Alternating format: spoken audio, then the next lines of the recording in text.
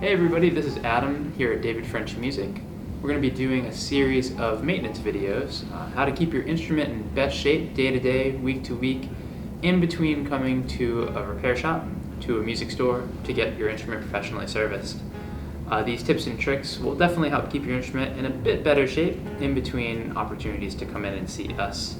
Right now we'll be covering the oboe and bassoon, general tips and tricks that we can do to keep the instrument in great shape.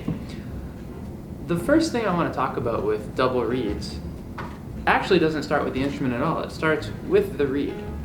One of the most important things we can be doing is keeping a very watchful eye on our reeds. It's usually a great idea for any reed player, double or single, to keep multiple reeds. This is important because reeds are porous. They come from cane, which is a really porous natural material, and it's going to change with the weather. It's going to change with moisture, meaning a reed that sounds really good today might sound terrible tomorrow depending on circumstances beyond our control. Here I just have a very basic case. It holds 3 reeds and it's great to keep everything on rotation. We can also make sure we're soaking these reeds. Because of the porous nature of the tubing inside of this reed, you want to make sure that everything is really sealed up on the inside with water. That's going to help the reed vibrate. Taking a look at reeds, oftentimes we think that our instrument's broken, but really the closer to the player a part is that's not functioning, it's going to affect everything below it. So with the reed, always keep an eye, make sure nothing's gotten chipped up on the top, nothing's frayed or broken. These are the easiest things to replace and will make your life the easiest when they're functioning the best. Depending on the type of case you can get, there are literally dozens upon dozens of styles and types of cases you can get. I recommend getting one that holds enough reeds that will be good for you to rotate, and certain cases also offer a spot that have a humidifier in them, which is great, like this D'Addario case here. It actually has a spot in where you can put a little humidifier pack, which helps regulate the temperature. Moving on down the instrument, the next most often overlooked thing is greasing the tenon corks, which, if you don't know what a tenon cork is, it's just the cork that combines 2 parts together. So this is my upper joint going into the lower joint here. And we want to make sure that there's a really tight fit. So when we fit them here at the repair shop, they're going to be really tight fitting if they're very dry. So what is a great thing to do is to invest in some cork grease. Here I just have a little container of Yamaha cork grease.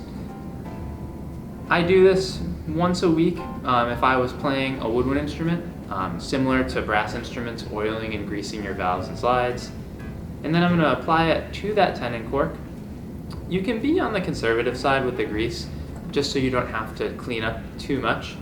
If you do end up putting too much on there, you can always grab a Q-tip or something equivalent and clean off the extra grease. That'll prevent it from working its way around the instrument and kind of dulling the finish and getting it stuck inside of a pad. So doing that, that's just going to help the parts go together better. Everything is going to be better off for it. A big thing to consider here, especially with double reeds, among other woodwind instruments, is keeping it dry. Moisture is the enemy of all woodwind instruments and brass instruments. When we leave moisture inside of there, it's going to start corroding the material of the instrument. It'll start wearing away at the pads faster than it normally would, and it's going to affect the longevity of the instrument. And there's plenty of types of ways to deal with this. With the oboe, I have an example today. It's just a double-ended swab. This one's called a Venture Thirsty Cotton Swab. What I'm going to do here with that is just open it up. And you can use the double-sided swab just to clean out the instrument. This packaging is really tough to open. There we go. All right, cool. We'll save that one for the blooper reel. So with my double-sided swab, the smaller side, obviously we can be going through the top joint of the oboe. We want to go from the largest spot, which would be where the tenon cork is, to the smallest section. That will work to your advantage so the swab doesn't get stuck. It won't fit down where the mouthpiece actually goes into, or where the reed goes through. On the bottom half, same idea, but start with the larger end on the lower joint and work your way up through the middle there. You can do this dry, because the goal is just to get the moisture out of the instrument, not to add anything to it.